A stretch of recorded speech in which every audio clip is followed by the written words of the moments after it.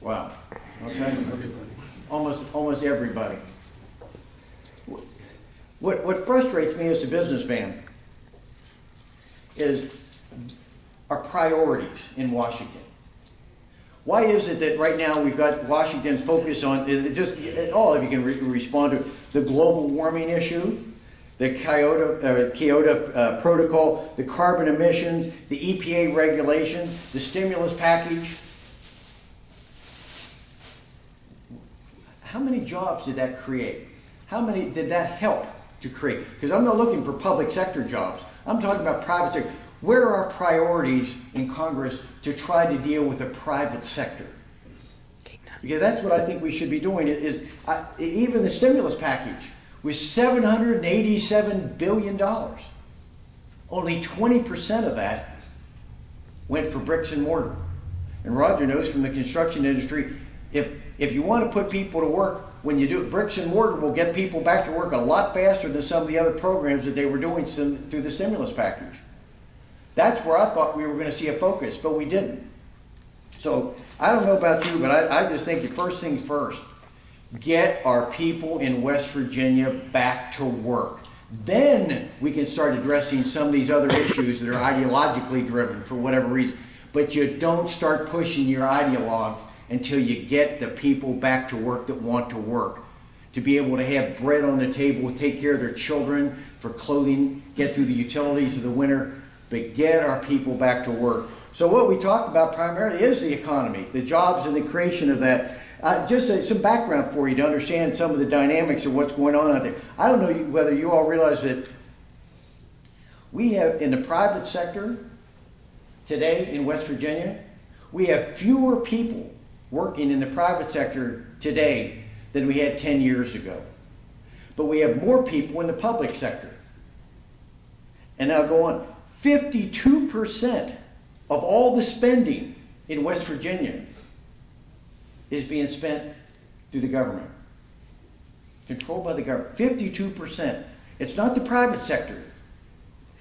But here's the real cruncher, I think, is getting people to understand in the coal industry. Whether I'm not a coal miner, I've been underground to see what the operation was like, but it is the backbone of West Virginia. I don't know whether you all realize 25% of the revenue for West Virginia, over $1 billion, comes from the mining industry and related industry. 25% of the state budget. So for all of us to say, well, we don't have a mine in Wood County, and we don't have a mine in, just say something, it affects all of us. If you start reducing through the cap and trade, start attacking the coal industry, what's going to happen is you're going to all be affected with it, with higher, because unless the legislature, again, I spent 12 years on the House Finance Committee as a ranking Republican on that, I never saw much desire to cut spending or to cut out programs.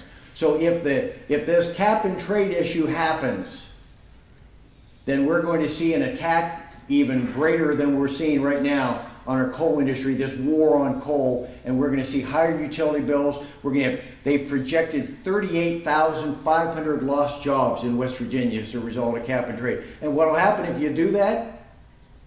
You're going to lower the amount of that $1 billion that I was talking about, and that will have to be made up by whom? You all, and our businesses that are left here in West Virginia. This truly is one of the biggest confrontations we have in West Virginia, is this dealing with this cap and trade. I think the thing is, let's first get our house in order. Let's get our people, stop the cap and trade. Let's not hesitate. I was personally, I don't know about the rest, I was offended when our congressman waited to the last minute to decide to vote against it. I know there's an argument, he'll pose all the argument in the world. But there's a time when you become in leadership where you stand up early and say, cap and trade is bad for West Virginia, no. And try to influence it, because it only passed, I believe, by 3 votes. What if he could have influenced those 3 voters? We wouldn't be as threatened in West Virginia for our families who work here, and we wouldn't be threatened as people that are not in the coal industry with the probability of having higher taxes on us if we're going to maintain the level of services we've had in the past. I could go on with other issues, but